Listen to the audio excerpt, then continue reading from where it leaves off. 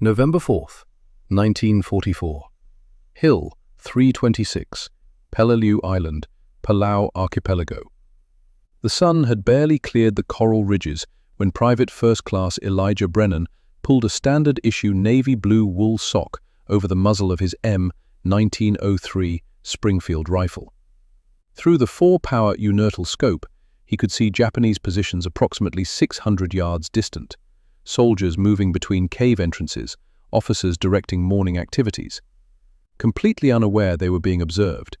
What the enemy couldn't know was that this simple piece of clothing, combined with a technique Brennan had developed over 26 months of Pacific combat, would transform one Marine into the deadliest single-day threat the Japanese had encountered in the entire Peleliu campaign. In the next 12 hours, 29 men would die. None would see their killer. None would hear the shot that ended their life. None would have the opportunity to fight back. The sock covering his barrel would rewrite the tactical manual for sniper concealment, proving that sometimes the most devastating weapons in warfare weren't technological marvels, but adaptations so elementary they seemed absurd until they worked. One Marine, one rifle, one sock, and the understanding that in jungle warfare, remaining unseen mattered more than firepower. By sunset, the Japanese defensive position on Hill 326 would be abandoned, their command structure decapitated, their will to fight broken, all because of a Kentucky coal miner's son who understood that the best hunters are the ones their prey never detect. This is the story of how Elijah Brennan became a ghost. Harlan County, Kentucky, 1935. The mountains rose dark and steep around the Brennan homestead. Coal country, hard country, where men went into the earth each morning not knowing if they'd see daylight again. Where families counted every bullet because powder cost money they didn't have. Silas Brennan worked the mines 6 days a week. Sundays, he hunted. Not for sport, for survival. His son Elijah, 10 years old that summer, watched his father check the rifle before they left. A worn Winchester Model 70, the barrel blued from years of use, the stock scarred from a decade of Appalachian forests. "One shot, one animal," Silas said. "We can't afford to miss." Young Eli nodded. He'd heard the words before. But his father's tone made it clear this wasn't advice, it was law. They walked 3 miles into the mountain forest. Silas moved like smoke through the trees, 42 years old, shoulders bent from mine work, lungs damaged from coal dust. But in the woods, he transformed, became something fluid and silent. Eli tried to match his father's movements, stepping where Silas stepped, avoiding dry branches, controlling his breathing. "Watch the wind," Silas whispered. "Deer can smell you from 200 yards if you're upwind." They found the game trail an hour after sunrise, fresh tracks, a buck, maybe 2 does. Silas positioned them downwind behind a fallen oak. Then they waited. Eli learned patience that day, learned that hunting wasn't about walking through the forest looking for animals. It was about understanding where animals would be, positioning yourself correctly, then having the discipline to remain absolutely still until the moment arrived. The buck appeared 90 minutes later, a 6-point, maybe 160 pounds of meat, enough to feed the Brennan family for 2 months. 200 yards distant, moving slowly along the trail, stopping occasionally to test the wind. Silas shouldered the rifle. Eli watched his father's breathing slow, watched him settle into the shot. No rushed movement, no anxiety, just calm preparation. The shot rang out. The buck dropped where it stood. "That's how it's done," Silas said. "You don't spray bullets hoping to hit something. You take your time. Make the shot count. Anything else is just wasting powder and scaring game." They field-dressed the deer together. Silas showed Eli how to work efficiently, how to preserve the meat, how to waste nothing. Walking home with venison strapped to their backs, Silas spoke again. "Mining puts food on the table most days. But hunting is what keeps us alive when the mine shuts down, or when the company doesn't pay. Your grandfather taught me. I'm teaching you. Someday you'll teach your sons." Eli was 10 years old. He didn't understand yet that his father was preparing him for a world where self-reliance meant the difference between survival and starvation, where the ability to put meat on the table with a single bullet wasn't a skill. It was a necessity. But he would understand. Soon enough. By the time Elijah Brennan turned 12, he could shoot. Not just competently, exceptionally. Silas had built a range behind their house. Tin cans at 50 yards. Then 100. Then 200. Every Sunday after church, father and son would spend 2 hours shooting. "Squeeze, don't pull," Silas would say. "The shot should surprise you. If you're anticipating the recoil, you're already pulling off target." Eli learned to control his breathing, learned to find the natural pause between heartbeats, learned that shooting wasn't about strength or speed, it was about patience and precision. At 12, he killed his first deer, a doe at 280 yards, iron sights.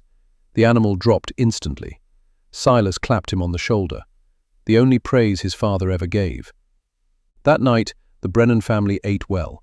7 children around a rough-hewn table, mother serving venison stew, father silent but satisfied. Eli's older brothers worked the mines now, coming home each evening covered in coal dust, coughing, tired beyond their years. His sisters helped their mother with washing, cooking, tending the small vegetable garden that supplemented their diet. Everyone contributed. That was the rule. You earned your place at the table. Eli's contribution was meat, squirrels, rabbits, deer when he could find them. Every animal shot clean, every round accounted for, nothing wasted. The depression deepened. 1931 became 1932. The mine cut hours, then cut pay. Families left the mountains looking for work that didn't exist. The Brennans stayed. They had the garden, they had the forest, they had Eli's rifle. By 15, the boy could hit targets at 400 yards. By 18, he was the best shot in Harlan County. Local men stopped betting against him in shooting competitions. There was no point. Eli Brennan didn't miss. Not couldn't miss, didn't miss. There was a difference. He understood what every bullet cost. Understood that missing meant his family might eat less that week. That kind of pressure forges either anxiety or absolute focus. For Eli, it forged focus. When he looked through iron sights at a target 400 yards distant, he didn't see distance or difficulty. He saw straightforward geometry, wind direction, elevation angle, the natural arc of the bullet's trajectory, variables to be calculated and compensated for. Then, the pause between heartbeats, the slow squeeze, the inevitable result. Other boys his age went to town on Saturday nights, drank corn liquor, chased girls, got into fights. Eli went to the range, hour after hour, building a relationship with the rifle that bordered on instinctive. His mother worried he was too isolated, too serious, too old for 18. Silas understood. "The boy knows what matters," he told his wife. "He'll be ready when the time comes." Neither of them knew what time was coming, what Eli was being prepared for. But in the mountains of eastern Kentucky in 1937, you prepared your children for hardship, because hardship was the only certainty. December 7th, 1941. The radio broadcast reached Harlan County late in the afternoon. Japanese aircraft had attacked the American naval base at Pearl Harbor, Hawaii. Casualties in the thousands. The Pacific Fleet devastated. America was at war. Eli listened to the broadcast with his family. 22 years old now, still living at home, still hunting, still shooting. The depression had lifted slightly, but opportunities in Harlan County remained scarce. His father said nothing, sat in his chair smoking his pipe, face unreadable. His mother cried quietly. His brothers, the ones not already in the mines, exchanged glances. They knew what was coming. Eli went outside, stood on the porch looking at the mountains. December cold settling over the ridges, stars appearing in the darkening sky. He'd never been more than 50 miles from Harlan County, never seen the ocean, never fired a shot in anger. But he understood with absolute clarity what he had to do. The next morning, December 8th, Eli walked 12 miles to the Marine Corps recruiting station in Harlan. The line stretched around the block, young men from across the county, farmers, miners, boys who'd never left Kentucky, all waiting to enlist. The recruiter, a gunnery sergeant with campaign ribbons from the First World War, processed them efficiently. Name, age, education, work history. Any military experience? No, sir. Can you shoot? Eli hesitated. How do you explain to a Marine recruiter that you've been shooting since you were 10? That you can hit targets at ranges most men couldn't even see? That missing a shot wasn't something that happened to you? Yes, sir. I can shoot. The recruiter made a note. We'll see about that. Sign here. Eli signed. The recruiter stamped the papers. Report to Paris Island, South Carolina, January 15th.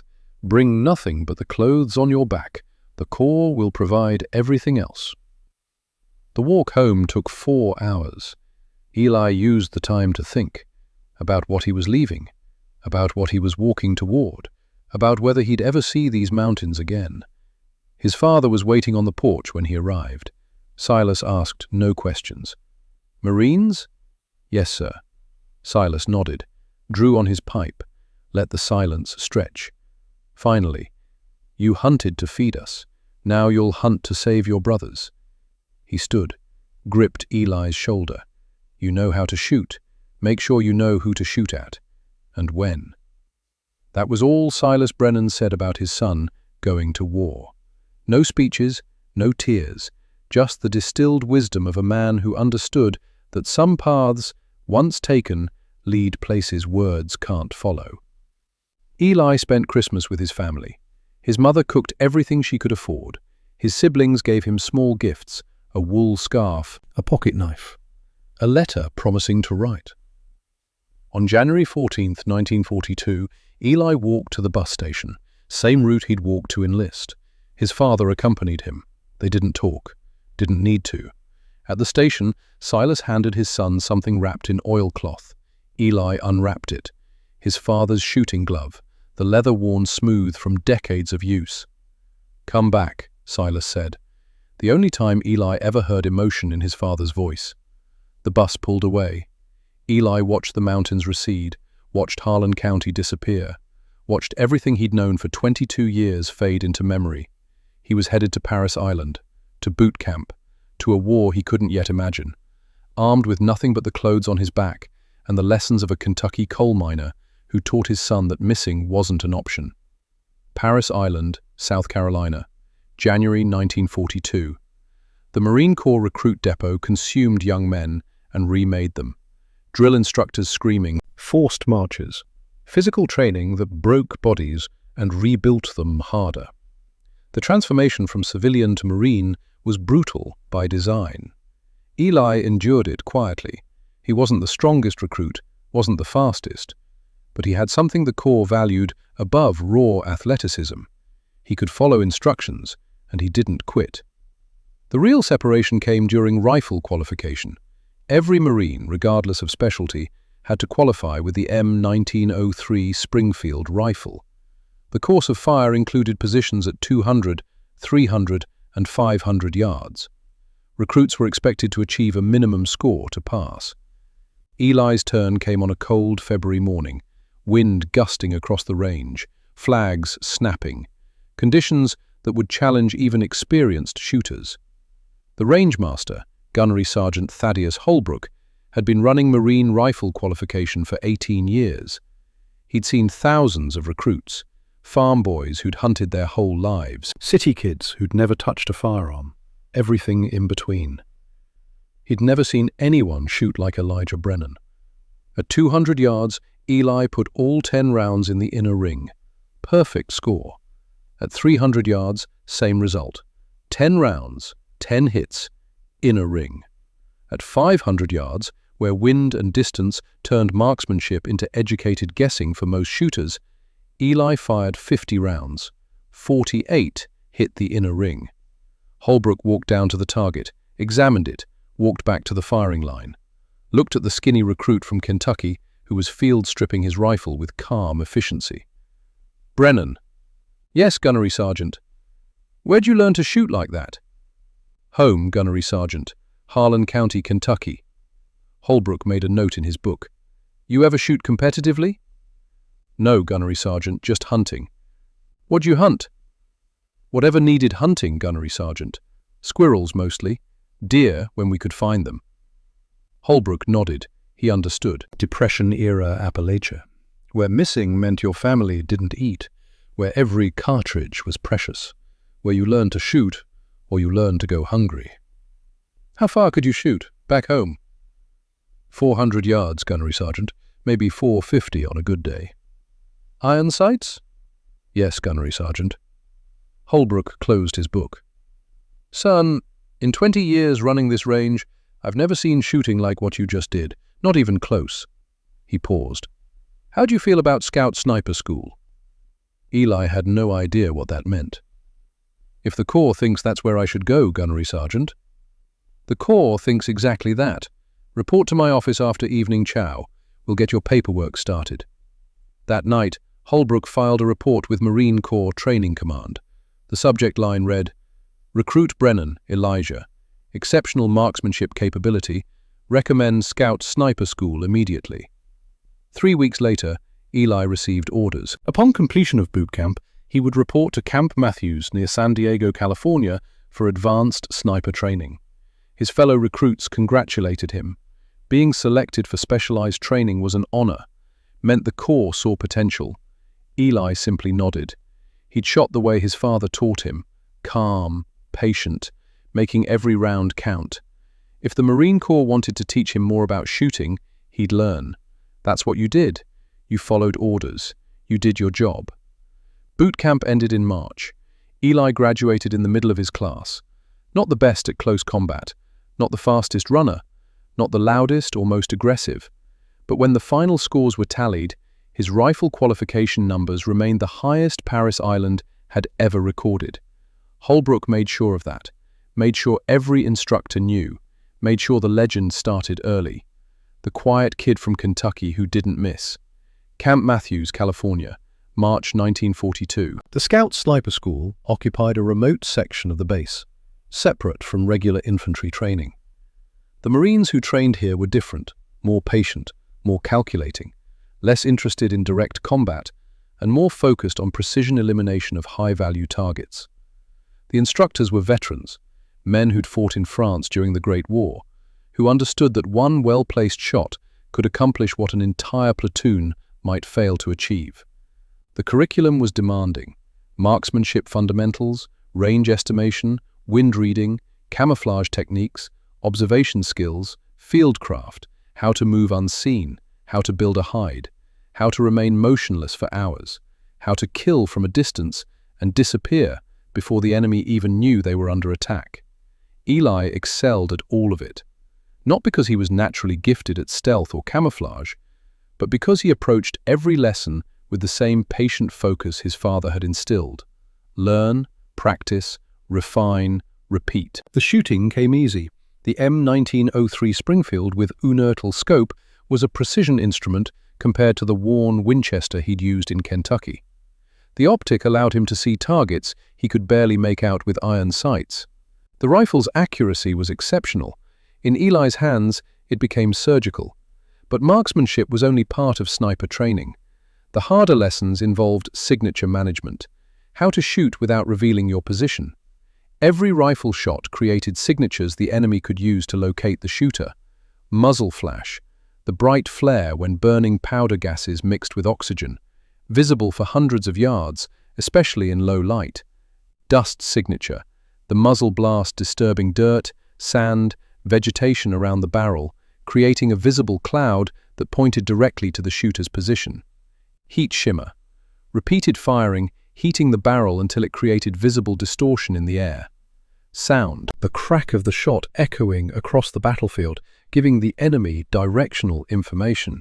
Smoke, powder combustion, leaving a telltale haze. German snipers on the Eastern Front had developed flash suppressors, mechanical devices that partially contained muzzle blast. Soviet snipers used careful positioning to minimize dust signatures.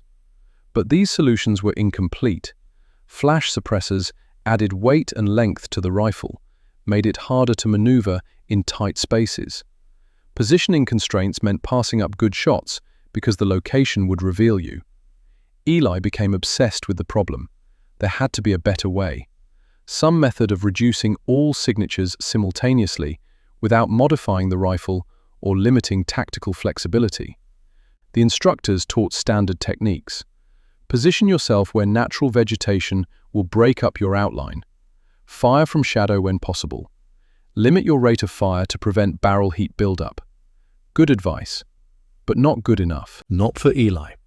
He spent his free time thinking about the problem, about physics, about how muzzle blast propagated, about what materials might contain or diffuse it. The breakthrough came during a field exercise in June. The scenario was straightforward. Students would establish sniper positions in a sector of broken terrain. Instructors would attempt to locate them by observing signature patterns. Students who remained undetected for the full exercise period would pass. Those located would repeat the exercise until they demonstrated adequate concealment skills. Eli positioned himself in sandy terrain, good sight lines, multiple escape routes, natural defilade that would hide his silhouette. He fired 3 shots at distant targets, all hits. But on the third shot, the instructor running the exercise, Captain Robert McLaughlin, immediately called out Eli's position. "Brennan, you're compromised. Enemy counter-sniper would have you zeroed in 3 shots." Eli knew McLaughlin was right. The sandy soil created obvious dust clouds with each muzzle blast. Even though Eli was well camouflaged, the dust signature gave him away instantly. Frustrated, Eli grabbed his spare sock from his pack. Standard issue wool, dark blue. He'd packed an extra pair because the California desert was hard on clothing. Blisters were common. Without thinking it through, acting on pure instinct, he pulled the sock over the muzzle of his rifle. Maybe the fabric would contain the blast, reduce the dust cloud. He fired again. The difference was immediately obvious. The sock absorbed most of the muzzle blast gases before they could disturb the surrounding sand. The flash was diffused through thousands of individual wool fibers, rather than escaping as a coherent flare. Most importantly, the sock broke up the rifle's distinctive outline, creating visual confusion. Captain McLaughlin was watching through binoculars. He knew approximately where Brennan was positioned, had just called out his location 30 seconds earlier. But after the 4th shot, fired through the sock, McLaughlin couldn't pinpoint the exact position. Eli fired 5 more rounds. McLaughlin observed carefully, finally called out, "Brennan, show yourself." Eli stood, removing the sock from his rifle barrel. McLaughlin approached. "What the hell did you just do differently?" Eli held up the sock. "Covered the muzzle, sir. Thought it might reduce the dust signature." McLaughlin examined the sock, navy blue wool, standard Marine Corps issue, now bearing a small hole where bullets had passed through, powder residue staining the fabric. "Let me see that rifle." Eli handed over the Springfield. McLaughlin inspected the barrel. No damage, no fouling beyond normal. The sock had acted as a muzzle blast diffuser, crude, improvised, completely unofficial, and remarkably effective. "Fire another round," McLaughlin ordered. "With the sock." Eli complied. McLaughlin watched the muzzle through his binoculars. The flash was barely visible, the dust disturbance minimal. Even knowing exactly where to look, McLaughlin had difficulty tracking the shot's origin. That evening, McLaughlin filed an after-action report with Marine Corps Training Command. Private First Class Brennan has developed an unconventional but effective technique for signature reduction using standard-issue wool socks. During field exercises, this method demonstrated approximately 80 to 90% reduction in visible muzzle signature compared to unmodified rifle fire. Recommend evaluation for potential field implementation. Technique requires no special equipment, no rifle modification, and can be adopted immediately by any Marine sniper. The report reached Training Command in late June. A panel of instructors reviewed it, tested the technique themselves, confirmed McLaughlin's observations, then rejected it. The official response, dated July 3, 1942, was brief and dismissive. Method deemed unconventional and unserious. Marine Corps snipers employed proper equipment and established techniques, not improvised field expedients. Request for doctrinal inclusion denied. McLaughlin showed Eli the rejection letter. "I'm sorry, son. I thought they'd see the value. But the brass doesn't like anything that looks like we're making it up as we go along." Eli nodded. He wasn't surprised. The military ran on regulations and established procedures. Some Kentucky kid suggesting you could improve sniper tactics with a spare sock probably seemed ridiculous to men who'd been doing this since the Great War. "Permission to continue using the technique myself, sir." McLaughlin thought about it. The official doctrine said no, but unofficial battlefield adaptations had always been part of warfare. If a Marine found something that worked and kept him alive, who was McLaughlin to forbid it? "Officially, I'm telling you to follow established procedures." Unofficially? McLaughlin handed back the sock.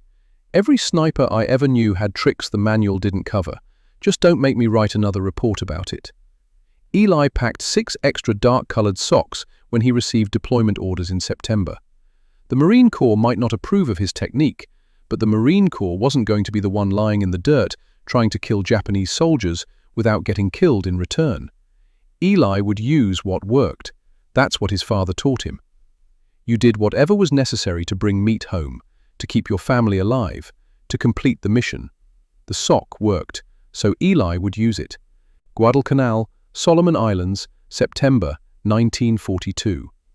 The 1st Marine Division landed on Guadalcanal in August, the first American offensive operation of the Pacific War. The strategic objective was Henderson Field, an airstrip the Japanese were constructing. If completed, it would give enemy aircraft control of the southern Solomon Islands. The Marines took the airfield. Then the Japanese counterattacked, and counterattacked again and again.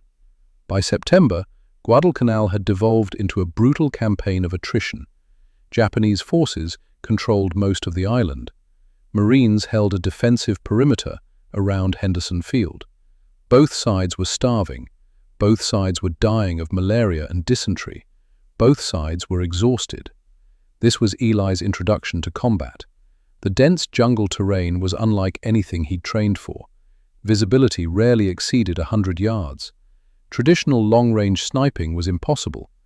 The entire tactical environment had to be reimagined.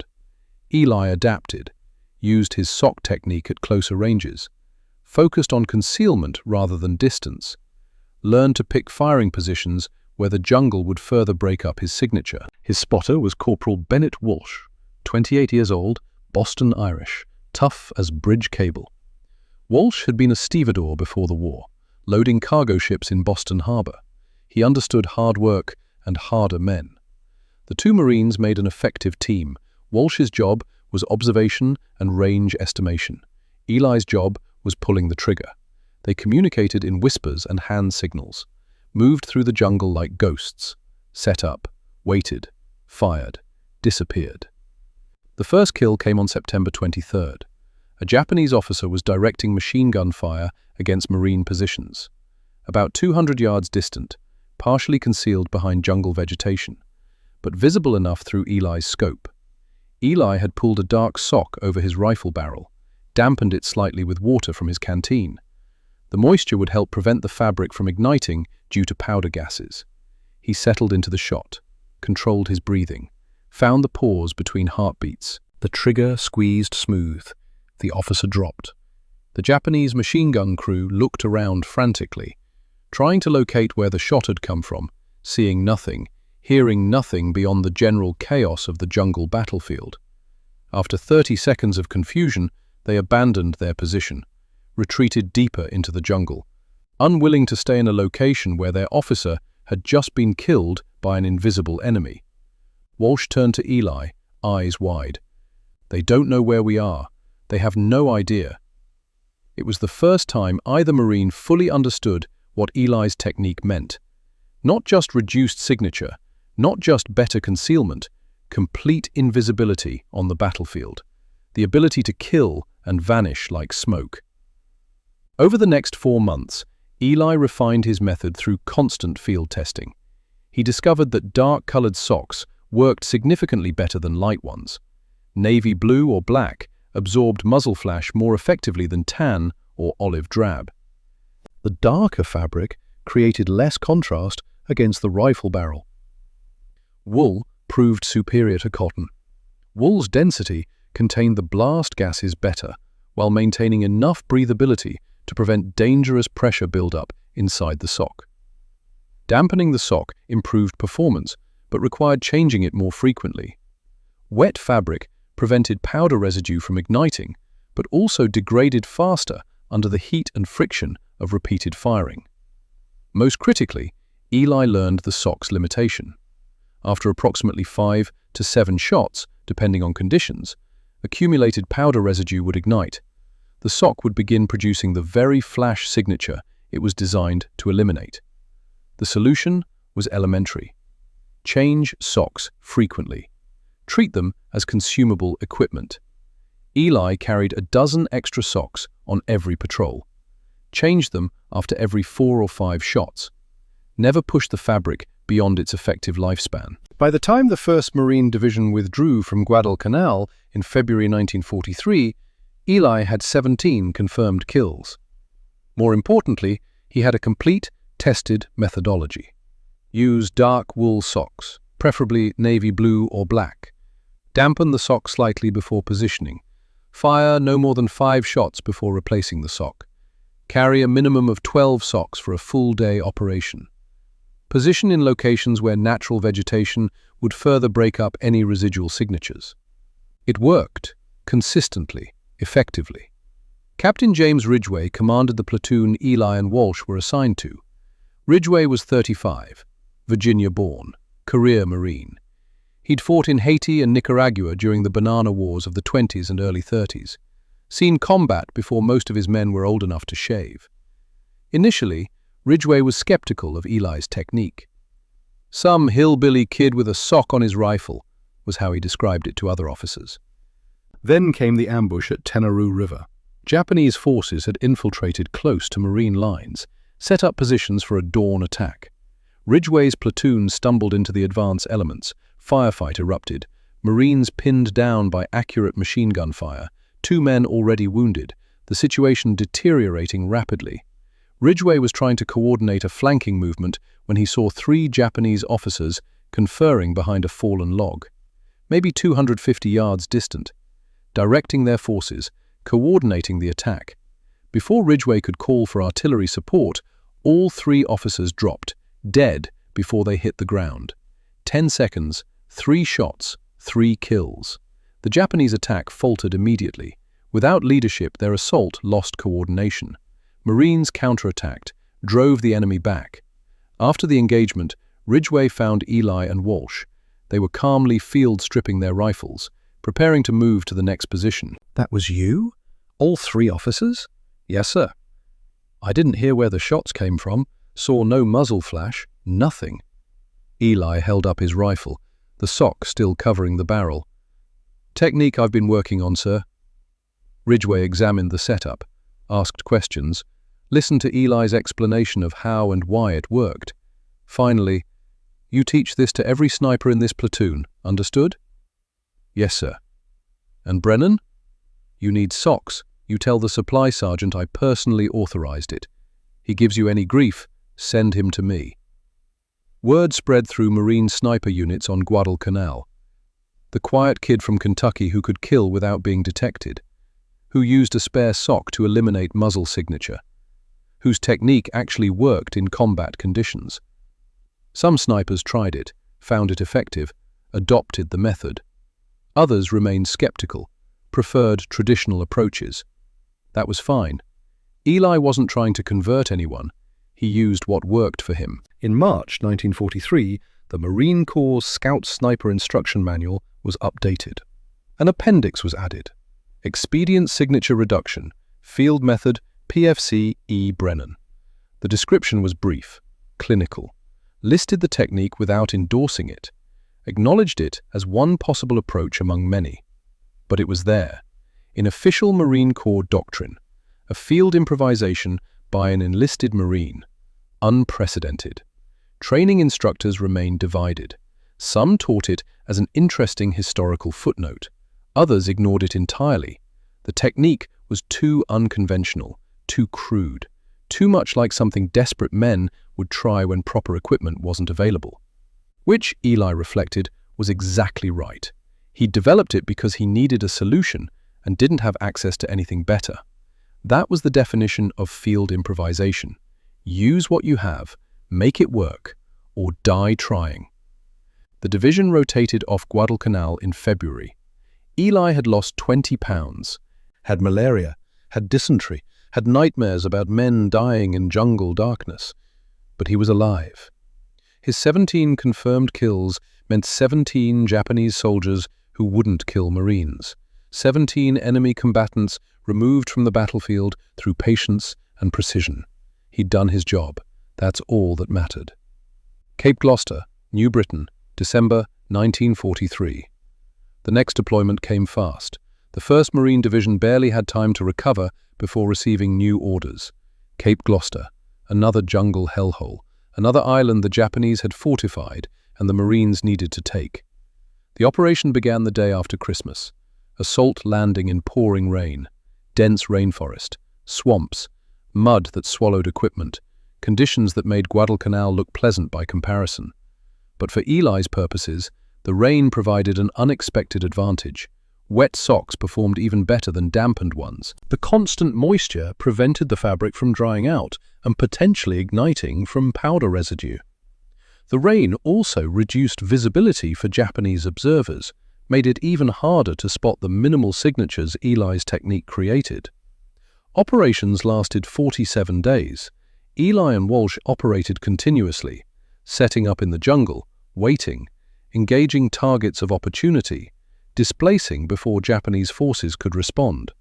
40 confirmed kills over those 7 weeks, Japanese officers, machine gun crews, observers with binoculars, forward artillery spotters, anyone whose death would degrade enemy combat effectiveness. Eli was methodical about it, never rushed, never took a shot unless he was certain of the target and certain he could make the shot. Walsh kept detailed records, range, wind conditions, target type, result. The notebook became a tactical manual written in blood and precision. By the end of Cape Gloucester, other Marine snipers were actively seeking out Eli and Walsh, asking questions, requesting demonstrations. The sock technique was gaining acceptance, not through official channels, but through battlefield results. A captured Japanese intelligence report, translated after the operation, provided insight into enemy perspective. American forces employ snipers of exceptional concealment capability. Standard counter-sniper procedures prove ineffective. 65th Brigade has lost multiple officers to unseen shooters. Effect on morale is significant. Recommend development of new detection methods. The Japanese had no answer for a threat they couldn't locate. Their doctrine emphasized aggressive assault and close combat. They had excellent soldiers and strong fighting spirit, but they couldn't fight what they couldn't see. Eli was becoming something the enemy feared, not because of any individual kill, but because of the cumulative psychological impact. The knowledge that officers could die at any moment from an invisible source, that conferring in supposedly safe rear areas might still expose you to sudden death. Fear was its own weapon, sometimes more effective than bullets. By September 1944, Elijah Brennan had participated in 4 major campaigns. His confirmed kill count stood at 57. But the true measure of his impact went beyond numbers. Multiple Marine sniper platoons now issued extra socks as standard equipment. The 3rd Marine Division Sniper Platoon had officially adopted the technique after seeing results at Bougainville. Training materials were being updated to include more detailed instructions based on Eli's field experience. Most significantly, Japanese forces across the Pacific had developed a fear of areas where American snipers might operate. Captured documents and interrogated prisoners repeatedly mentioned ghost shooters and invisible killers. The psychological warfare value was immense. And it all stemmed from a Kentucky coal miner's son who'd learned that missing wasn't an option. Eli didn't think of himself as special. His technique was just common sense applied to a specific problem. The rifle flash gave away your position. The sock eliminated the flash. Elementary. But warfare had always rewarded straightforward solutions. Complicated plans fell apart under combat stress. Basic techniques could be taught quickly, executed reliably, and remembered under pressure. The sock worked because it was basic. Now came Peleliu. September 15th, 1944. Intelligence predicted the island would fall in 4 days. An easy operation. Secure the airfield, neutralize Japanese resistance, move on to the next objective. The intelligence was catastrophically wrong. Colonel Kunio Nakagawa commanded the Japanese garrison on Peleliu. He'd studied every American amphibious assault of the war, learned from Japanese failures at Tarawa and Saipan, developed new defensive doctrines specifically designed to counter American tactics. Instead of defending the beaches, Nakagawa allowed the Marines to land unopposed, then engaged them from fortified positions inland. The Umabrogel Mountain, which Marines would come to call Bloody Nose Ridge, became a fortress of interconnected caves and tunnels. Some positions buried under 30 feet of coral and concrete, impervious to naval gunfire, resistant to aerial bombardment. The Marines were slaughtered. By early November, the 1st Marine Division had suffered over 60% casualties, the worst losses of any campaign in Marine Corps history. The fighting had devolved into a nightmare of close-quarters cave assaults, flamethrowers, grenades, hand-to-hand combat in darkness. Progress was measured in yards, sometimes in feet. Men died for terrain that had no strategic value except that Japanese soldiers occupied it. Hill 326 was one such position. A coral outcropping that gave Japanese forces observation over Marine supply routes. Standard infantry assaults had failed. Artillery bombardment was ineffective against caves buried deep in coral rock. The division commander needed a different approach. Captain Ridgway, now commanding the Scout Sniper Platoon, proposed using snipers to systematically eliminate Japanese observers and officers. The strategy required snipers to remain in position for extended periods, engaging targets of opportunity while staying undetected. Extremely dangerous, but potentially more effective than continued frontal assaults. Ridgway briefed his snipers on the mission. Most recognized it as borderline suicidal. Staying in one position for days, within rifle range of Japanese caves, hoping they wouldn't send out patrols to find you. Eli volunteered immediately. "Give me Walsh and 48 hours. I'll shut down that hill." Ridgway looked at the young Marine. 25 years old now, lean from years of Pacific combat, malaria thin, eyes that had seen too much death, but steady, calm, absolutely confident in his abilities. "You understand what you're volunteering for. If they detect you, there's no backup, no quick reaction force. You'll be alone out there." "Yes, sir, I understand." "Why you, Brennan? Why not let someone else take this one?" Eli considered the question. The honest answer was complicated. He was good at this, better than good. He'd spent 25 years learning to hunt, learning to shoot, learning to remain unseen. This mission was exactly what all that training prepared him for. But there was more. 57 men were dead because of him. 57 Japanese soldiers who'd had families and futures until Eli put bullets through them. He regretted none of those kills. They'd been necessary. But they weighed on him. And the only way to balance that weight was to make sure those deaths accomplished something. If his skills could break this Japanese position without more Marines dying in frontal assaults, then that's what needed to happen. "Because I can do it, sir, and because it needs to be done." Ridgway approved the mission. The night of November 3rd, 1944, Elijah Brennan and Bennett Walsh moved into position under cover of darkness. They carried everything they'd need for an extended operation: rifle, ammunition, 12 navy blue wool socks, water, rations, and the accumulated experience of 26 months hunting men in the Pacific. They found the position after 2 hours of careful movement. A coral outcropping, approximately 500 yards from the main Japanese positions, irregular surface creating natural shadows, native vegetation providing additional concealment. They built their hide with infinite patience. Every branch placed deliberately, every fold of their poncho arranged to break up human outline. When they finished, the hide was invisible from 20 yards. Then they waited for dawn. November 4th would prove whether everything Eli had learned, everything he'd developed, everything he'd become was enough to accomplish the impossible. 29 men would die that day. None would see death coming. None would understand what killed them. None would have the chance to warn their comrades. Hill 326 would fall without another Marine dying in assault. And Elijah Brennan would become a ghost story the Japanese told in whispers, the invisible killer of Peleliu, the Marine who made men disappear with nothing but patience, precision, and a wool sock over his rifle barrel. But that was tomorrow.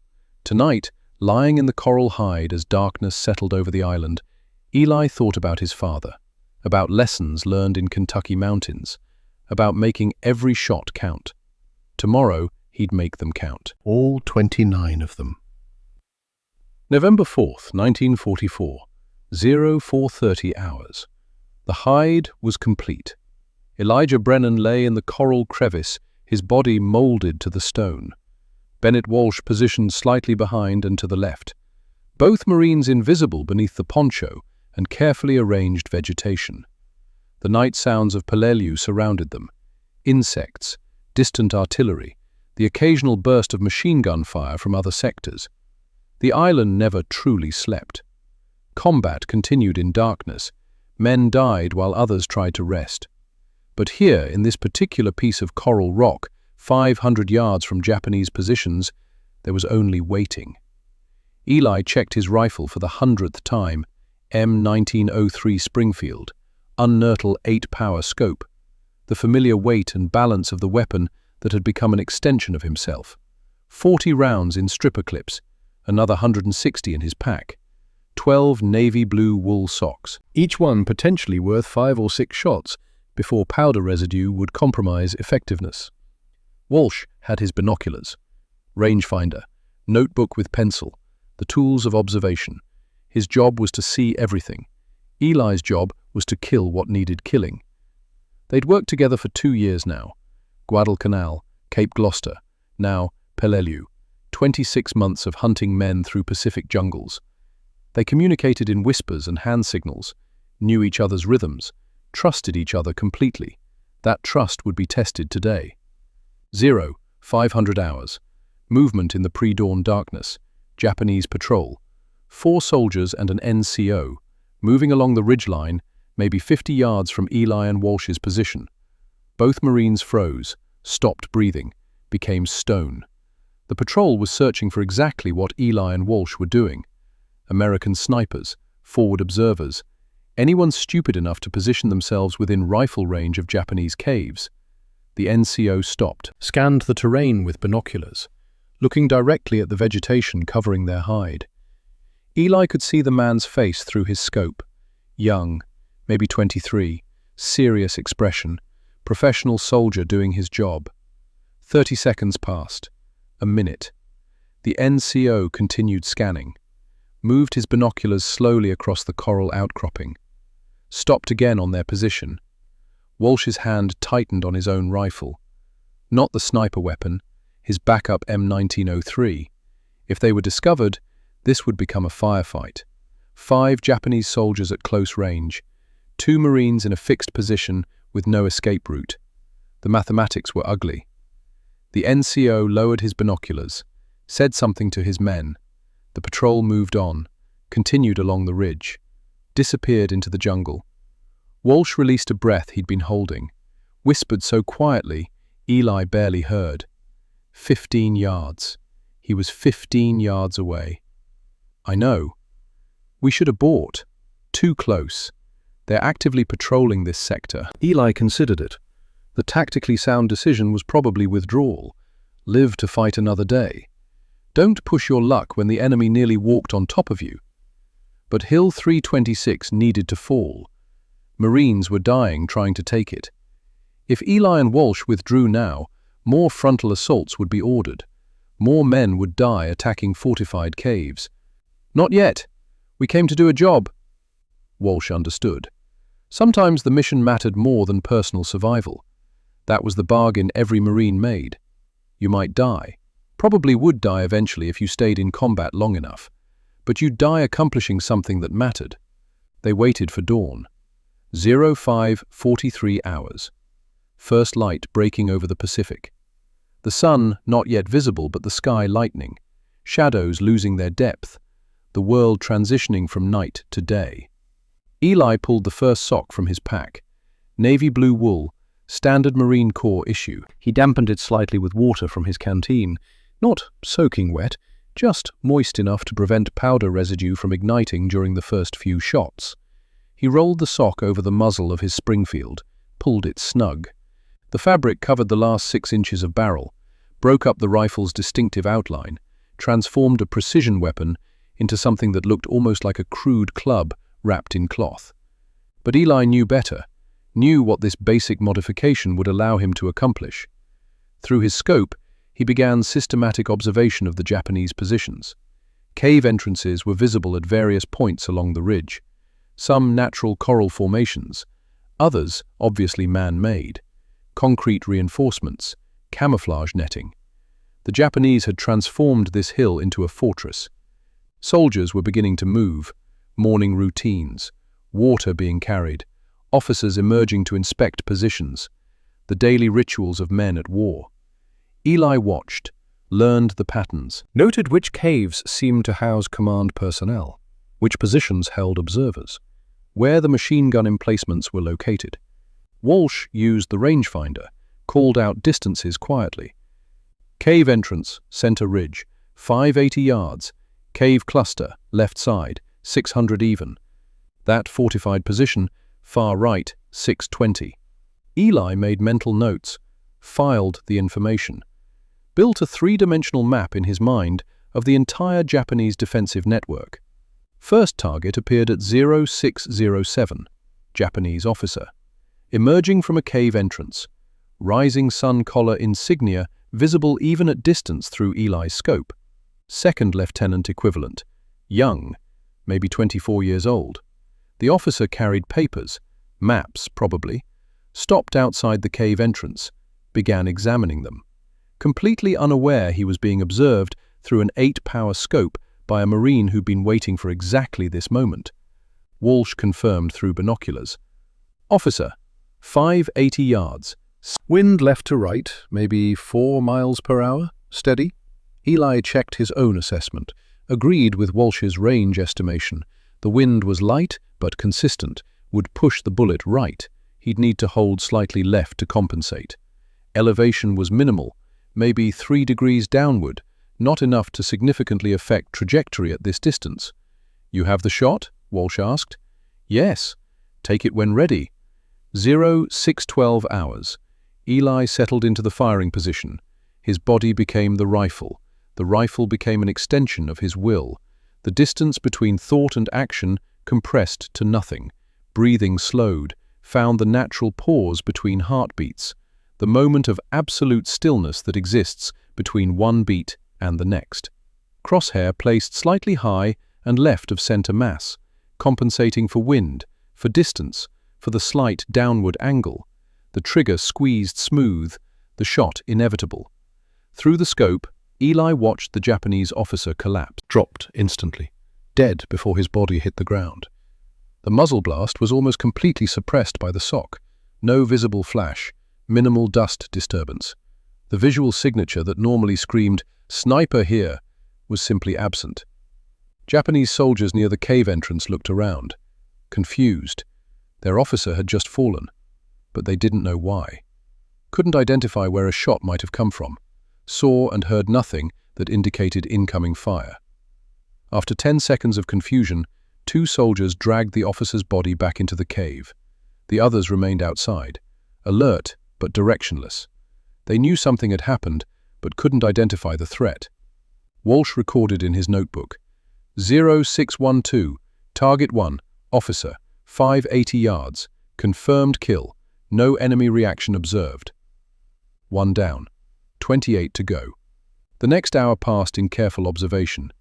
Eli took no rushed shots, built a picture, understanding the Japanese routine, learning when officers made their rounds, when observers rotated, when soldiers felt safe enough to move between positions. Information was as valuable as kills. At 0723, another officer emerged. Senior, elaborate sword, Soldiers nearby showing deference. Captain, or major equivalent. 610 yards. Wind had picked up, maybe 6 miles per hour now. Still left to right, but with occasional gusts. Eli waited for the wind to settle. The officer stopped, turned to speak with a subordinate, presenting a perfect broadside target. Eli fired. The officer collapsed. The subordinate looked around frantically, shouted something. Other soldiers emerged from the cave, all scanning the terrain, seeing nothing. They still didn't understand they were under sniper fire, thought perhaps it was artillery. A stray round. Bad luck. They didn't realize this was precision. Deliberate, systematic elimination of their command structure. Kill number 2. Still no Japanese reaction indicating they'd located the sniper position. 0809. Machine gunner repositioning his weapon. 595 yards. The shot broke clean. The gunner dropped. His crew abandoned the position immediately. Scattered. Wouldn't return. One machine gun eliminated without ever firing a shot at Marine positions. Kill 3. 0856. Observer with binoculars. 570 yards. The observer was scanning Marine lines, trying to identify targets for artillery. Eli's shot struck him center mass. The observer fell. His binoculars shattered beside him. Kill 4. The Japanese were losing their eyes, losing their ability to coordinate, losing their leadership one bullet at a time, and they still couldn't locate the source. 0900 hours. Through the scope at 0900 hours, Eli observed his next target. Japanese officer, maybe 25 years old. The man was reading a letter, smiling. Eli could see the photograph the officer held. A woman, young, holding an infant. The officer kissed the photograph, tucked it carefully into his shirt pocket, turned to give orders to nearby soldiers. Eli's crosshair settled on center mass, right where the photograph rested against the officer's heart. The shot would go through the photo, through the image of wife and child, through the man himself. Eli hesitated. First time in 57 kills, he'd hesitated. Walsh sensed it. Eli? Through the scope, Eli watched the officer laughing with his men, saw him as a person, not just a target, a husband, a father, someone whose family was waiting for him to come home, just like Eli's own family was waiting back in Kentucky. Eli, you have the shot or not? The mathematics were clear. This officer would direct fire against Marines, would kill Americans if given the chance. That photograph in his pocket didn't change his duties, didn't change the war, and killing him might save a dozen Marines who also had families waiting. I have it. The trigger broke. The officer collapsed. The photograph stayed in his pocket. The wife and child would never know their husband and father carried their image to the moment of his death. Kill number 5. Eli had seen the man's humanity, had recognized him as more than a target, and killed him anyway. That was the price of this work. You saw who they were, and you killed them, because the alternative was they killed your brothers. Walsh was quiet for a moment, then, you saw the photo. Yes.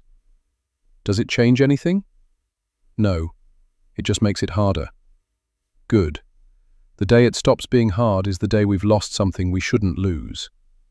Eli changed to the second sock, rolled the used one carefully, placed it in his pack. 0900 to 1100 hours. The killing accelerated. Eli had found his rhythm, the perfect balance between patience and aggression, waiting for high-value targets. Officers, NCOs, specialists whose deaths would degrade Japanese combat effectiveness, but also maintaining steady pressure, not giving them time to adapt, to recover, to implement countermeasures. Kill 6, kill 7, kill 8, kill 9, kill 10, kill 11. Walsh's notebook filled with clinical precision, time, target type, range, result, the arithmetic of death. Japanese behavior continued to change. Some soldiers refused to leave cave entrances, others would sprint between positions in sudden bursts. No more casual movement, no more standing in the open. They were afraid, understood something was out there, something invisible, something patient. The psychological impact was exactly what Eli intended. Fear was its own weapon. Scared soldiers made mistakes, refused orders, abandoned positions. At 10:45, an opportunity emerged. Through the scope, Eli observed unusual activity near a central cave entrance. 620 yards, multiple officers gathering, maps being examined, a conference of some kind. Walsh saw it too. Command staff, that's their entire leadership in one place. I see it.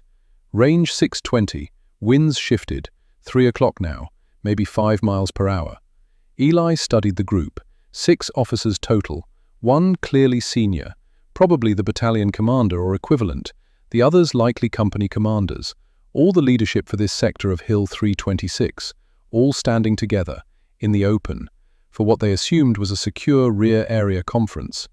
They were wrong. 11:34 hours, the senior officer was speaking, gesturing at the maps, the other officers listening, planning something, probably a counterattack, or defensive adjustments. They wouldn't live to implement whatever they were planning. Eli's first shot broke at 11:34 hours exactly. The senior officer dropped. Center mass hit, dead before his body completed its fall. The other officers scattered, but scattered in predictable directions, toward cover they thought was safe, toward positions Eli had already ranged. 11:34 hours and 5 seconds. Second officer killed, running toward a cave entrance, caught mid-stride. 11:34 hours and 8 seconds. Third officer, dropping behind a coral outcropping that provided insufficient protection. 11:34 hours and 12 seconds. Fourth officer, nearly made it to cover. 11:34 hours and 16 seconds. Fifth officer, a senior NCO trying to rally the survivors. 20 seconds. 5 officers, all dead. The Japanese command structure for Hill 326 had just been decapitated. Walsh stared through his binoculars. Jesus Christ, Eli. Eli was already changing socks, reloading. The work wasn't finished. 1200 hours. American signals intelligence intercepted Japanese radio communications from Hill 326. The Marine radio operator, positioned 200 yards behind Eli and Walsh, was monitoring enemy frequencies. Standard procedure. Sometimes you learned useful tactical information. What he heard made him immediately contact Captain Ridgway. The Japanese transmissions were frantic, panicked. Officers requesting orders, subordinates reporting commanders dead. Complete confusion. One transmission came through clearly, a Japanese NCO speaking to what sounded like battalion headquarters. All officers dead. We cannot see the enemy. Request immediate guidance. Men are refusing to leave caves. Response from headquarters. Maintain defensive positions. Reinforce. The transmission cut off abruptly. The radio operator listened for 10 more minutes, heard nothing but silence from Hill 326.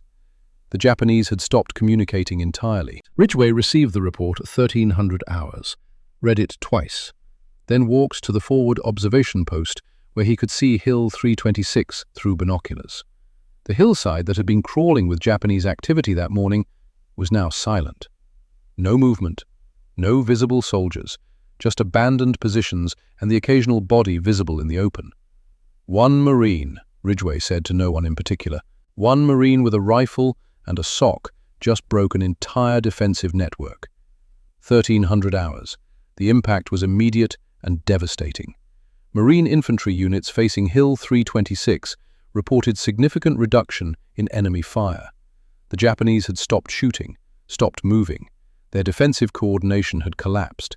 Without officers to direct them, without NCOs to lead them, the soldiers simply hunkered in their caves, waiting, afraid. By 1300 hours, Eli had 19 confirmed kills. Walsh calculated they'd been in position for 8.5 hours. Eli had fired 23 rounds total, 4 misses or unconfirmed hits, 19 kills. The ammunition expenditure was remarkable. Most snipers averaged 3 or 4 rounds per confirmed kill. Eli was achieving better than 1-to-1.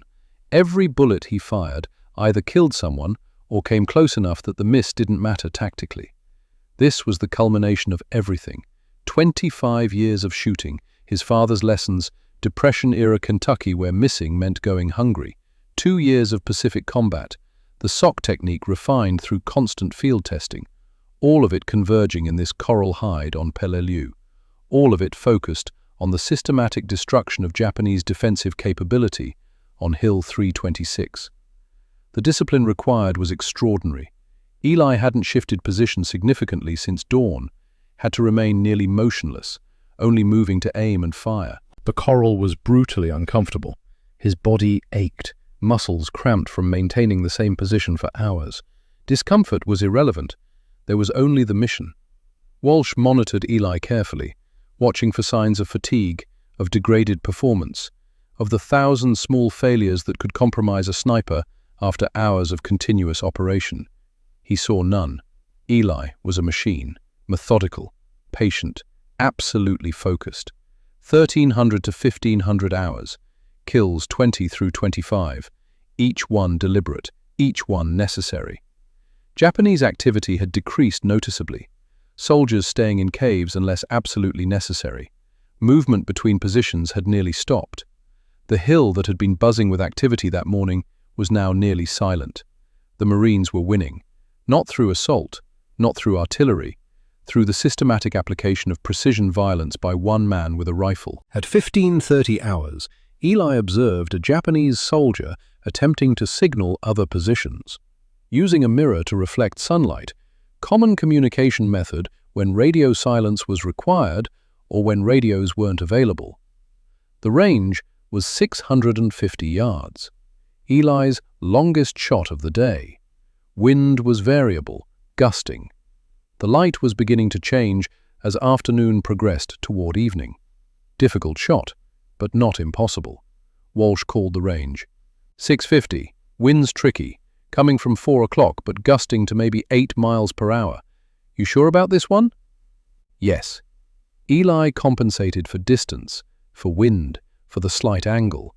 The math was complex, but he'd done it so many times it was instinctive, felt the calculations rather than thought them. The shot broke. Through the scope, he watched the mirror fall from the soldier's hands as the man collapsed. Kill 26, the longest shot of the day. Perfect. 1,600 to 1,700 hours. The final 3 kills came as Japanese forces attempted to evacuate wounded from exposed positions. Tactically, Eli made real-time decisions about target selection. The wounded soldiers themselves weren't threats, couldn't fight. Under some interpretations of the rules of engagement, they shouldn't be targeted, but the soldiers doing the evacuating were valid targets. More importantly, Japanese attempts to evacuate wounded indicated they were abandoning positions, pulling back, accepting defeat. That was a tactical victory worth preserving. Kill 27 at 16:15. Soldier carrying a wounded man. Both went down. Kill 28 at 16:48. Another evacuation attempt. Same result. The evacuations stopped. The wounded would die in place.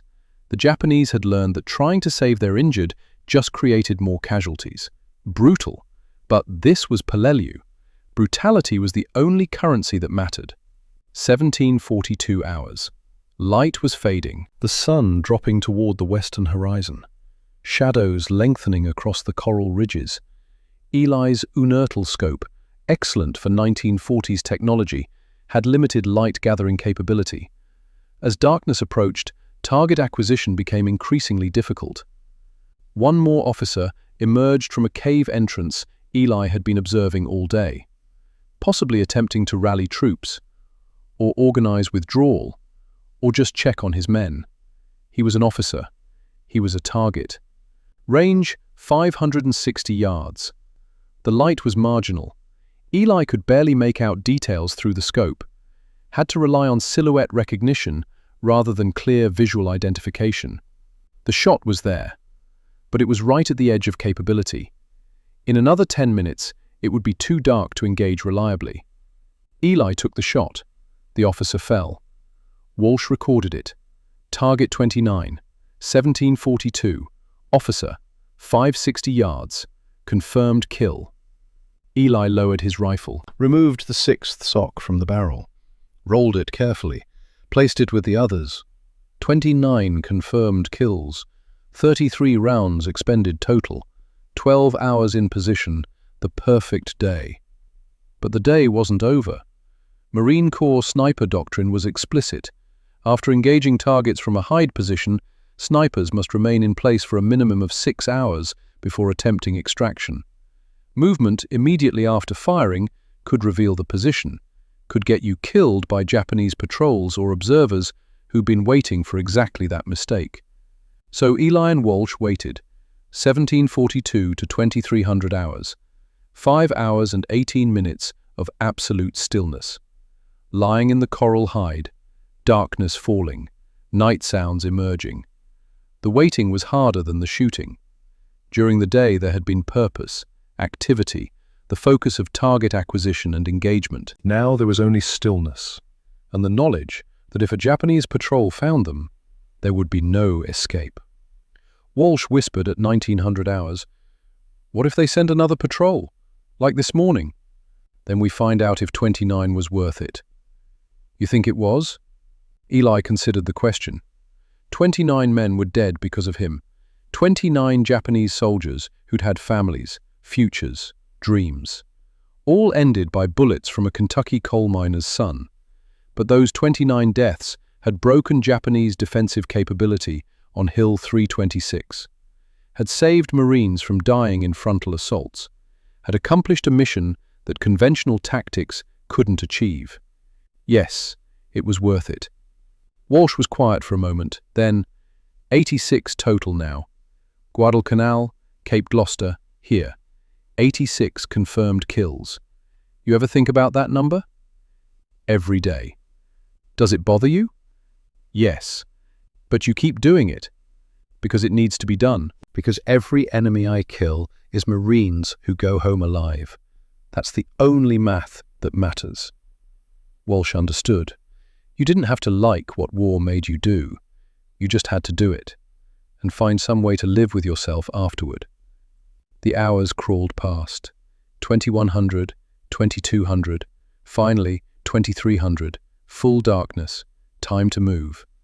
They extracted from the hide with infinite care, every movement deliberate, every sound minimized. The same patience that had allowed them to kill 29 men now applied to escaping without being detected. It took 2 hours to cover 500 yards back to Marine lines, moving in darkness through terrain honeycombed with Japanese positions. Any mistake would be fatal.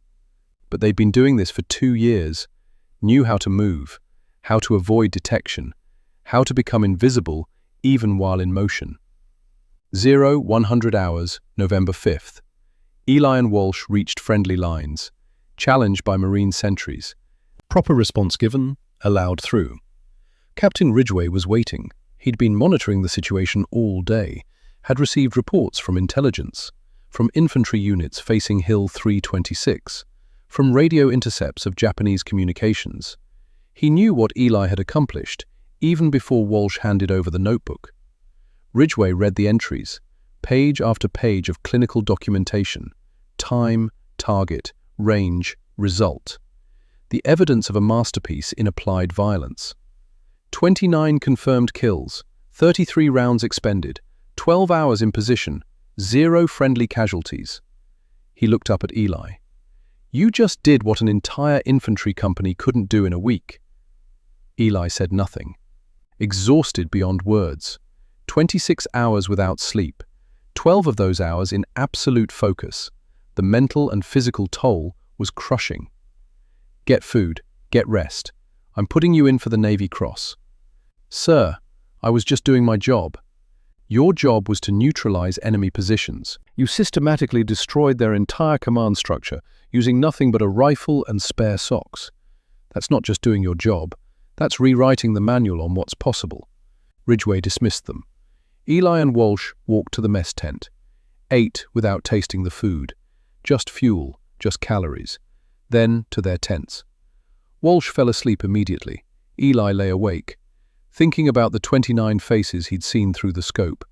The Japanese officer at 0612, the man with the photograph at 0900, the senior commander at 1134, all the others. Each one a person. Each one someone's son or brother or father. He regretted none of the kills. They were enemy combatants. Killing them was his mission, his duty, the reason the Marine Corps had trained him and equipped him and sent him to Peleliu. But he'd remember them, all of them. 86 faces across 2 years. 86 men who died without ever seeing who killed them. That was the price of being a ghost. You were invisible to the enemy. But the enemy was never invisible to you. You saw them, knew them, killed them, and carried that knowledge forever. Sleep came eventually, and for once the dreams were quiet. November 5th, 1944, 0800 hours. Captain Ridgway led an infantry patrol toward Hill 326. Standard practice after sniper operations: confirm kills, assess damage, determine if the position had been neutralized or if additional action was required. The patrol approached cautiously, expecting resistance, prepared for firefights. They found nothing. The Japanese positions were abandoned, cave entrances empty, equipment left behind. No soldiers, no resistance, just silence. And bodies, 29 bodies, scattered across the hillside, exactly where they'd fallen, each one a precise kill, each one proof of what one Marine with a rifle could accomplish. Ridgway's men counted, cross-referenced Walsh's notebook. Every entry matched, every kill confirmed. Perfect correlation between the written record and physical evidence. The patrol found Japanese documents in one of the caves, a company commander's report, partially written, never completed. The text read, "Effective command impossible. Officers eliminated by unseen sniper. Estimate enemy employs new weapon or technique our forces cannot counter. Recommend immediate withdrawal from current positions." The report ended there. The officer who'd been writing it was kill number 16, dead at 12:27 hours while attempting to warn his superiors about the threat they faced. Ridgway kept the document, would include it in his after-action report. Evidence that Eli's technique wasn't just effective, it was incomprehensible to the enemy. They literally could not understand how one American sniper could kill their officers without ever being detected. The patrol returned to Marine lines by 1100 hours. Ridgway immediately filed his report with division headquarters. The report went up the chain of command: battalion, regiment, division, each level adding endorsements, confirmations, recommendations for commendations. By November 6th, the story had spread through every Marine unit on Peleliu. The quiet kid from Kentucky who'd killed 29 Japanese in one day, who'd used a sock on his rifle to become invisible, who'd broken an enemy defensive position without firing a single artillery shell or losing a single Marine. Sniper platoons across the island began requesting extra sock allocations. Supply sergeants, initially confused, approved the requests after learning why. The sock technique was no longer controversial, no longer unofficial. It was proven, combat tested, devastatingly effective. By December 1944, the Marine Corps formally updated sniper doctrine. The sock technique was described in detail, credited explicitly to PFC Elijah Brennan, required training for all scout snipers. What had been rejected as unconventional and unserious 2 years earlier was now official Marine Corps policy. Field innovations don't wait for institutional approval. They prove themselves in blood. If they work, they spread. If they don't, they're forgotten. Eli's technique worked, so it spread. November 15th, 1944. Awards ceremony on Peleliu. The 1st Marine Division had finally secured the island. The cost had been catastrophic, highest casualties of any Pacific campaign. But the island was taken, the mission accomplished. Elijah Brennan stood at attention while the division commander pinned the Navy Cross to his uniform. The citation was read aloud. For extraordinary heroism in action against enemy Japanese forces on Peleliu, Palau Islands, November 4th, 1944. Private First Class Brennan, serving as a scout sniper, voluntarily positioned himself within close range of heavily fortified enemy positions. Over a 12-hour period, he systematically eliminated enemy command and control personnel, achieving 29 confirmed kills without being detected or receiving return fire. His actions directly resulted in the collapse of enemy defensive capability on Hill 326, saving numerous Marine lives and demonstrating the highest traditions of the United States Naval Service. The assembled Marines applauded. Eli accepted the medal, saluted, returned to formation. He felt conflicted. Pride mixed with the weight of what that honor cost. 29 men dead in one day, 86 total now. Nearly 100 human beings who'd ceased to exist because Eli Brennan was good at shooting. Walsh clapped him on the shoulder afterward. "You earned it." "So did you. You were there the whole time." "I called ranges and kept notes." "You pulled the trigger. There's a difference." Eli pressed the medal into Walsh's hand. "Keep it safe for me." That night, alone in his tent, Eli thought about his father, about the mountains of Kentucky, about a lesson learned when he was 10 years old. One shot, one animal. Tomorrow there would be new missions, new targets, new distances, new men to kill. But that was tomorrow. Tonight, Elijah Brennan had done enough. The radio operator who'd intercepted the Japanese transmissions from Hill 326 would later testify at Eli's Navy Cross hearing. His statement was entered into the official record. "I have monitored enemy communications throughout the Peleliu campaign. I have never heard panic in their voices. The Japanese are disciplined soldiers, professional, calm under fire. But on November 4th, monitoring Hill 326, I heard fear, complete fear. They did not understand what was killing them, could not locate the threat, could not fight back. And that fear broke them more effectively than any artillery barrage could have achieved." The hearing officer asked, "In your professional opinion, what was the tactical impact of Private First Class Brennan's actions on November 4th? The radio operator didn't hesitate. "Sir, he won the battle for Hill 326 single-handedly. Without him, we'd have lost another 100 Marines taking that position, maybe more." The Navy Cross was officially approved on November 20th, 1944, but Eli never wore it, kept it wrapped in oilcloth at the bottom of his pack, next to his father's shooting glove. Iwo Jima, February 1945. The sock technique had spread across the entire Marine Corps sniper community. 3rd Division, 4th Division, 5th Division. Every sniper platoon preparing for the Iwo Jima assault had been briefed on the Brennan method. Supply sergeants issued extra socks as standard equipment. Dark wool, navy blue or black, 12 per sniper, treated as consumable ammunition. The volcanic ash and sand of Iwo Jima made dust signature management critical. Traditional snipers created obvious clouds with every shot. The island's black sand was fine as powder, disturbed easily, visible from hundreds of yards. Socks solved the problem completely. Marine snipers using the Brennan method operated with near impunity during the Iwo Jima campaign. Japanese counter-snipers, who'd been devastatingly effective on other islands, couldn't locate American shooters, couldn't return fire, couldn't protect their own officers and observers. The estimated Japanese casualties from sock-equipped American snipers during Iwo Jima exceeded 400. A conservative estimate. The real number was probably higher. Eli participated in the Iwo Jima operation, added 8 more confirmed kills to his total, bringing his count to 94. But Iwo Jima wasn't like Peleliu. The fighting was more chaotic, more fluid. Opportunities for extended sniper operations were limited. The Marines were pushing forward constantly. No time to establish hides and wait for targets. Eli adapted, fired from temporary positions, engaged targets of opportunity, moved with the infantry.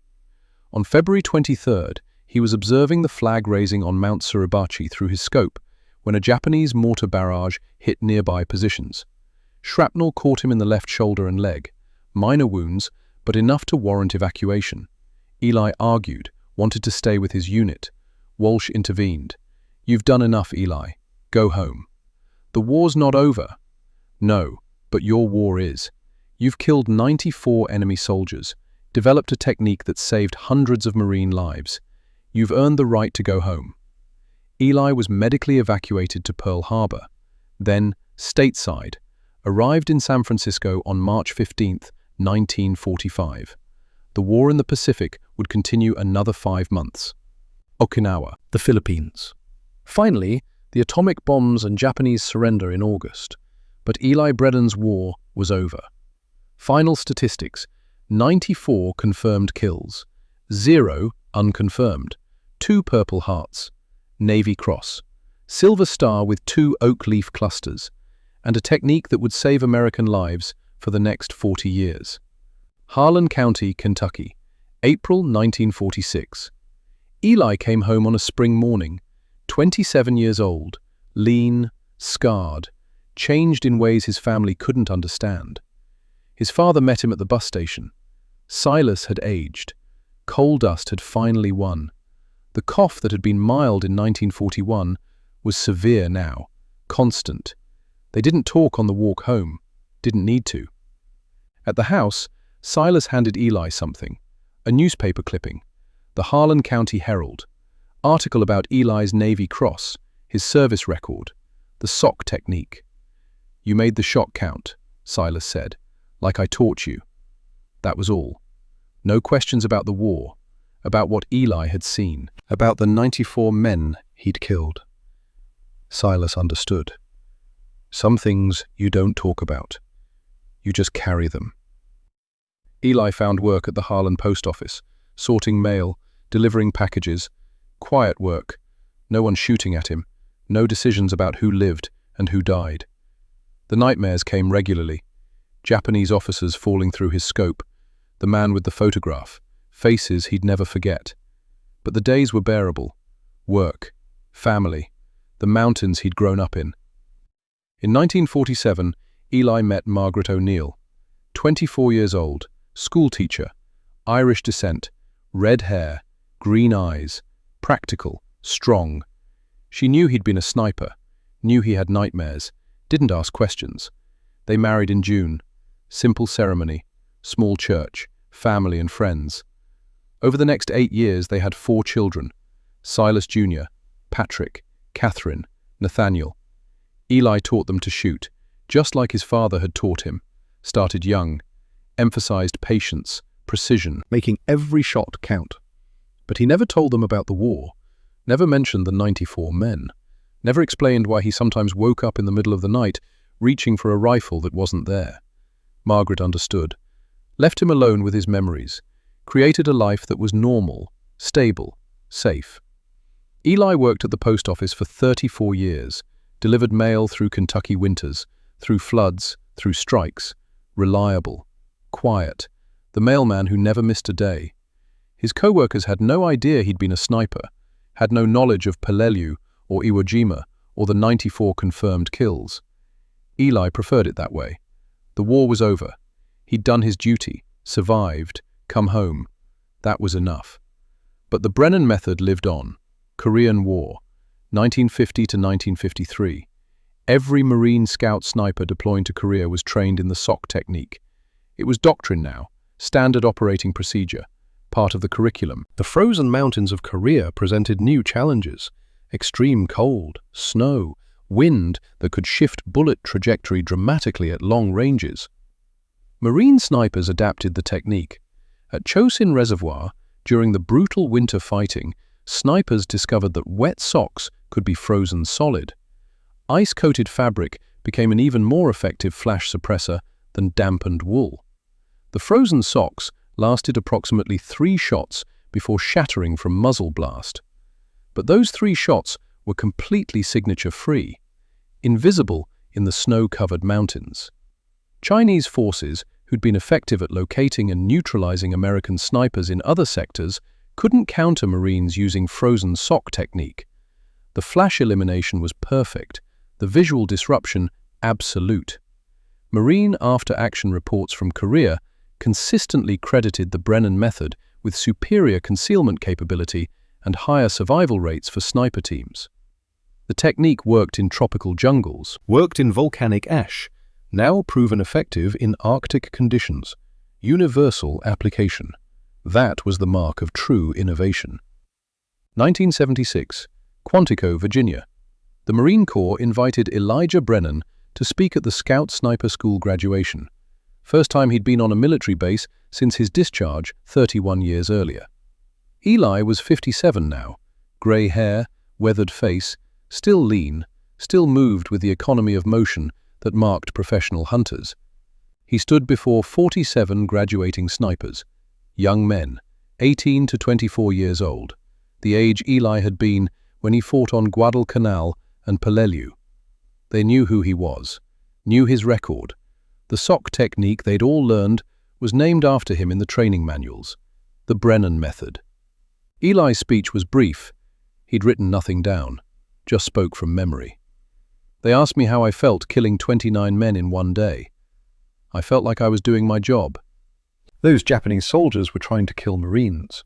Every enemy soldier I eliminated was Marines I saved. People want to make it dramatic, make it some kind of motion picture story. It wasn't dramatic. It was patient work, careful observation, good shooting. The sock over the barrel. People act like that was some brilliant innovation. It wasn't. It was common sense. The barrel flash gave away positions. The sock solved that problem. Any Kentucky hunter could have figured it out. I just happened to be the Marine who tried it first. You young snipers graduating today, don't wait for perfect equipment. Use what you have. Adapt to your situation. The best weapon is the one that works, not the one in the manual. And remember this, every man you kill through that scope is a person, a son, a brother, maybe a father. You'll see their faces for the rest of your life. That's the price of this work. But you'll also save your brothers, the Marines who come home because you eliminated the enemy before he could fire. That's the only math that matters. Do your job, make your shots count, come home. That's all I ever tried to do. The room was silent.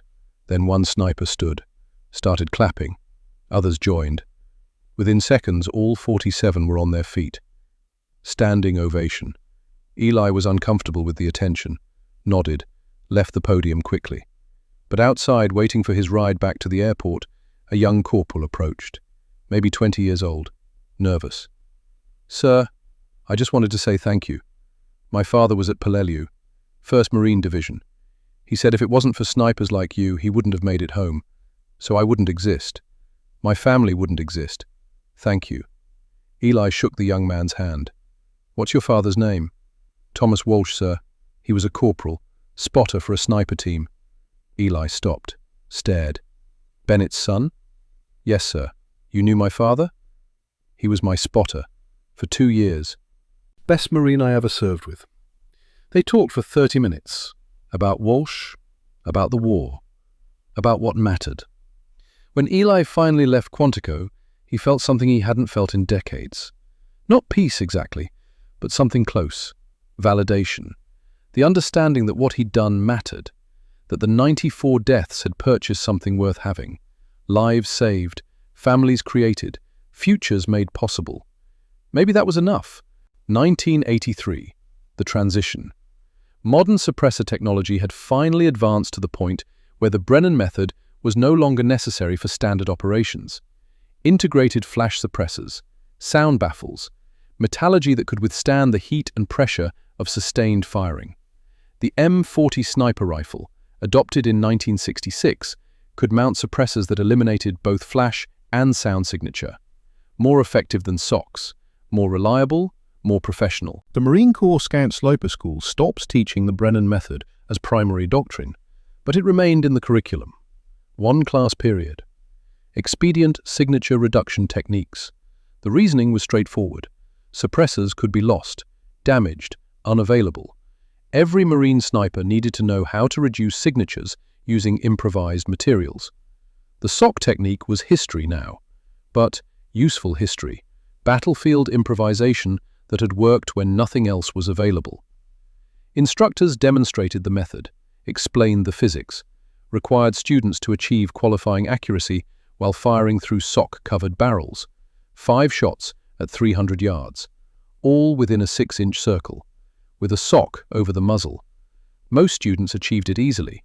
The technique didn't significantly degrade accuracy, just as Eli had proven 40 years earlier. The class existed partly for practical fieldcraft, partly for historical education, but mostly to reinforce a principle. Innovation matters more than equipment. Adaptation beats tradition. Individual initiative can change warfare. Elijah Brennan had embodied those principles. The Marine Corps wanted every sniper to understand that. 2003. Marine Corps Scout Sniper Association. The association established the Elijah Brennan Award for Innovation, given annually to the Marine sniper who demonstrated the most creative solution to a tactical problem using expedient materials. The first recipient had developed an improvised ballistic calculator using a watch and compass, allowed accurate range estimation and wind calculation without electronic devices.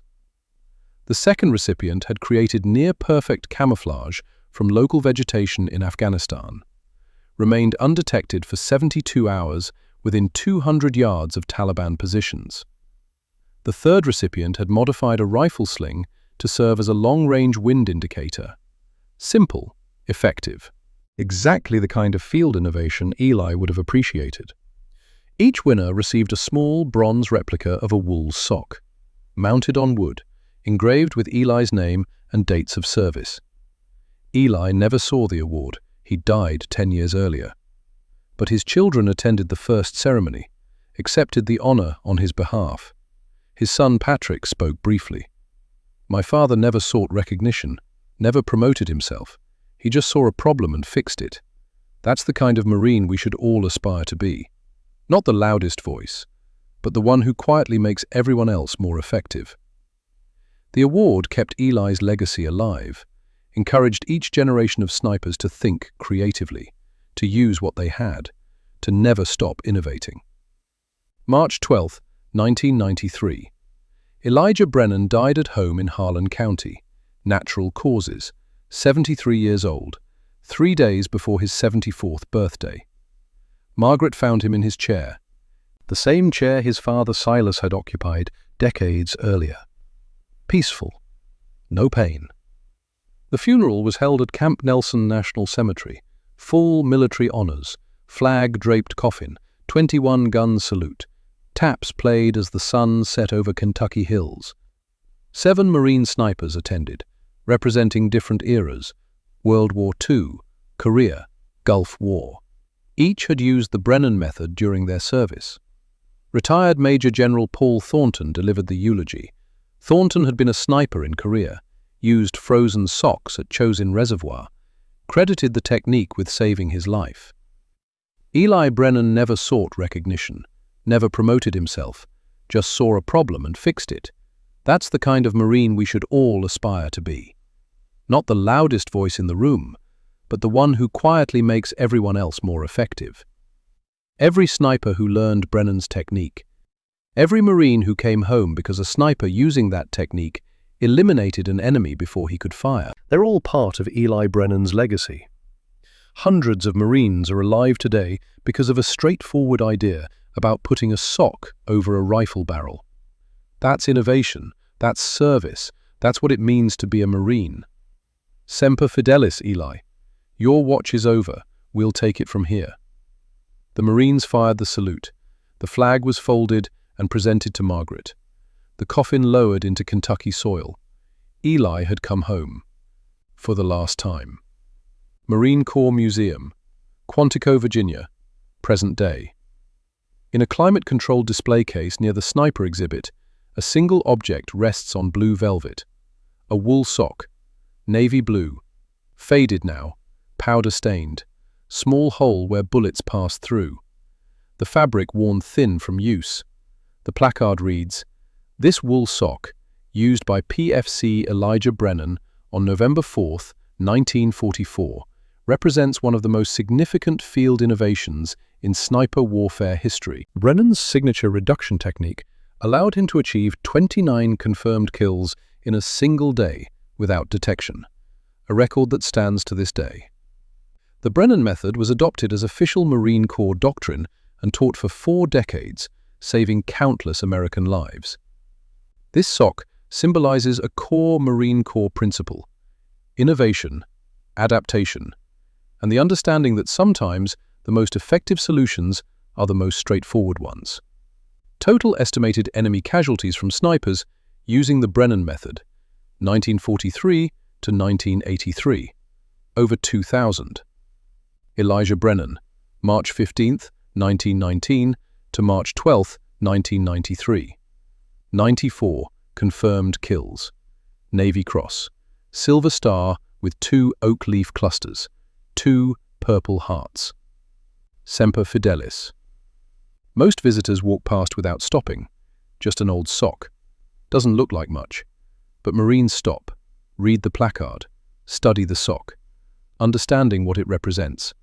Some salute, quietly, then move on. The sock remains, a testament to innovation, to adaptation, to one Kentucky coal miner's son who understood that the best hunters are never seen. Marine Corps Scout Sniper School, Quantico, present day. Gunnery Sergeant Robert Fletcher, age 38, Texas, addresses his class, 30 students, ages 19 to 24, the newest generation of Marine snipers. Today we learn expedient signature reduction. This technique was developed by PFC Elijah Brennan in 1942. Fletcher holds up a navy blue wool sock. Some of you think this is outdated. Maybe it is. Modern suppressors are more effective, more reliable, more professional. But the principle behind this sock, use what you have, adapt to your environment, never stop thinking, never wait for perfect equipment. That principle is timeless. Brennan developed this technique because he needed a solution and didn't have access to fancy gear.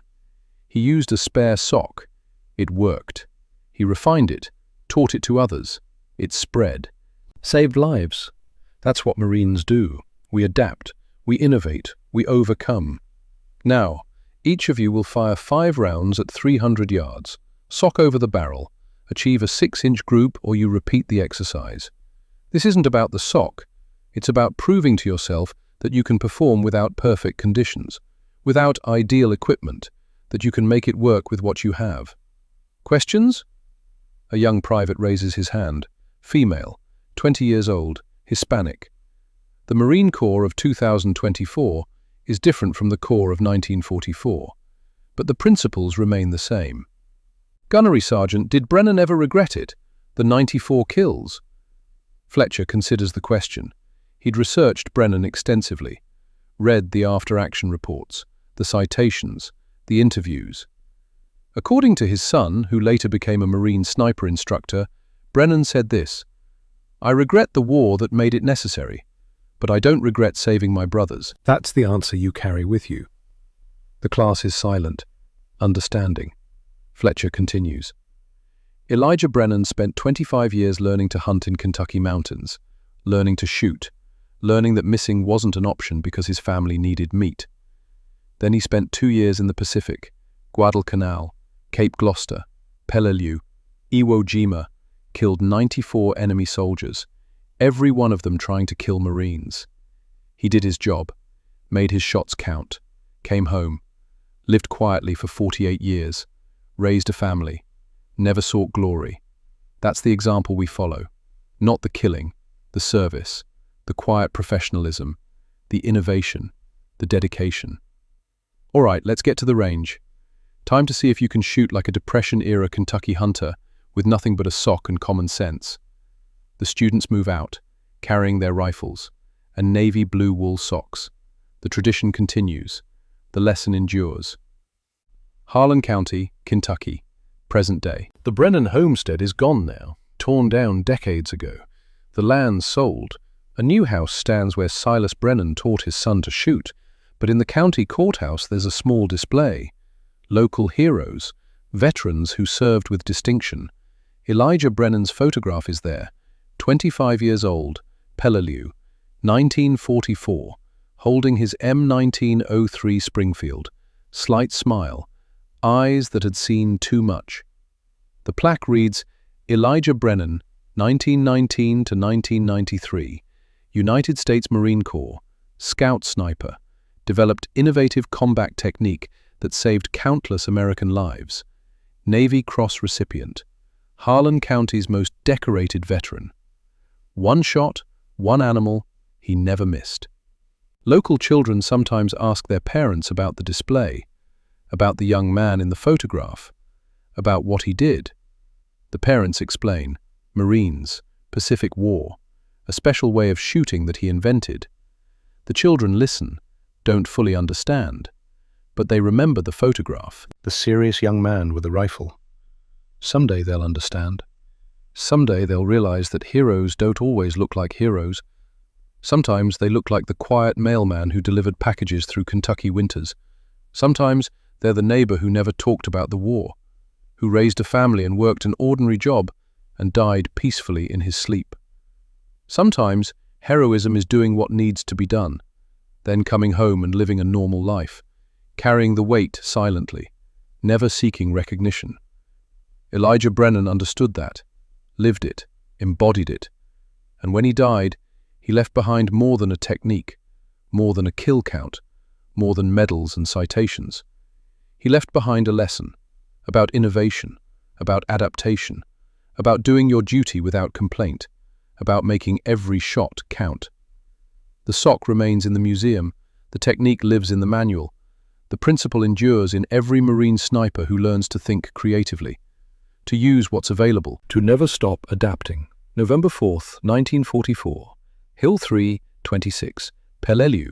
29 men died that day. One Marine made it happen, using nothing but patience, precision, and a wool sock over his rifle barrel. The mathematics of that day defined Eli Brennan's legacy, but the deeper meaning transcended numbers.